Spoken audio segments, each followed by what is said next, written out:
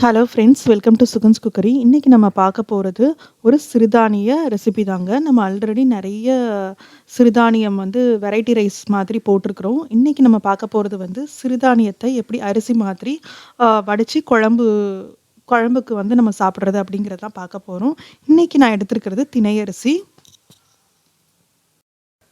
இது தாங்க திணை அரிசி. நான் இன்னைக்கு இந்த கப்பால் 1 கப்பு திணை அரிசி எடுத்து வச்சுருக்கிறேன். இதை நல்லா அலசிட்டு எடுத்துக்கோங்க. இந்த அரிசி உங்களுக்கு ஒரு பேர் தாராளமாக நல்லா சாப்பிட்லாம். ஸோ அந்தளவுக்கு இருக்கும். இப்போது இது எல்லாத்தையும் நல்லா அலசிட்டு 2வது கப்பு தண்ணி ஊற்றுறேன். ஊற்றிட்டு இதை நம்ம அடுப்பில் சிம்மில் வச்சு வேக வைக்க போகிறோம்.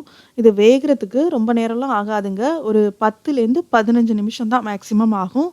ஸோ இப்போ வாங்க நம்ம வேக வச்சுட்டு எப்படி இருக்குது அப்படிங்கிறத பார்க்கலாம். இப்போ நான் அடுப்பில் சிம்மில் வச்சுட்டேன். இப்போ இதை ஒரு மூடி போட்டு அப்படியே விட்டுருங்க. இதை 5 நிமிஷத்துக்கு ஒரு தடவை நம்ம கிளறிக்கிட்டே இருக்கணும், இல்லாட்டி அடி பிடிச்சிரும்.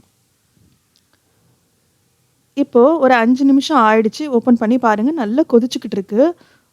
ஓகே, நல்லா கொதிக்கட்டும்.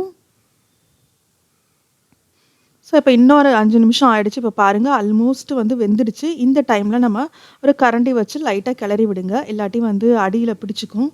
ஸோ கிளறி விட்டுட்டு திரும்ப நம்ம மூடி போட்டு அப்படியே ஒரு 2-3 மினிட்ஸ் இருந்தாலே போதும், டக்குன்னு வெந்துடும். இப்போ ஒரு 2-3 மினிட்ஸ் ஆயிடுச்சு. ஓப்பன் பண்ணி பார்க்கலாம். அவ்வளோதாங்க, சாதம் ரொம்ப சூப்பராக வெந்துருச்சு. இங்கே பாருங்கள், திணை சாதம் நல்லா வெரையாக இருக்குது.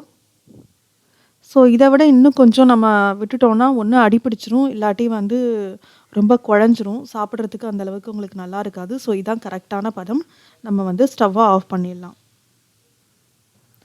இந்த திணை சாதம் இல்லை மற்ற எந்த மில்லட் சிறுதானிய ரெசிபியாக இருந்தாலும் சரி, அதை நீங்கள் சூடாக சாப்பிடும்போது ரொம்பவே சூப்பராக இருக்குங்க. கொஞ்சம் ஆறிடுச்சுன்னா அது கொஞ்சம் ஹார்ட் ஆகிடும், சாப்பிட்றதுக்கு அந்தளவுக்கு ஈஸியாக இருக்காது. இந்த சாதத்தை கூட நீங்கள் புளிக்குழம்பு, மீன் குழம்பு, இல்லை நார்மல் சாம்பார் எது வேணாலும் வச்சு சாப்பிட்லாம். ரொம்பவே நல்லாயிருக்கும். இந்த சிறுதானியத்தில் பார்த்திங்கன்னா அவ்வளோ உடம்புக்கு தேவையான சத்துக்கள் இருக்குங்க. வெறும் நம்ம அரிசி சாதம் மட்டும் சாப்பிட்றத விட்டுட்டு வாரத்தில் ஒரு 2 அல்லது 3 நாள் நம்ம இந்த மாதிரி சாப்பிட்லாம்.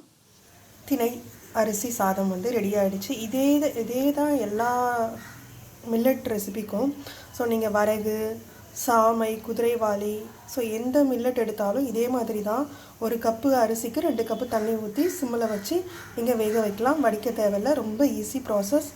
ஒவ்வொரு நாளைக்கு ஒவ்வொரு சிறுதானியம் எடுத்துக்கிட்டோன்னா நமக்கு எல்லா சிறுதானியத்தில் உள்ள சத்துக்களும் கிடைக்கும்.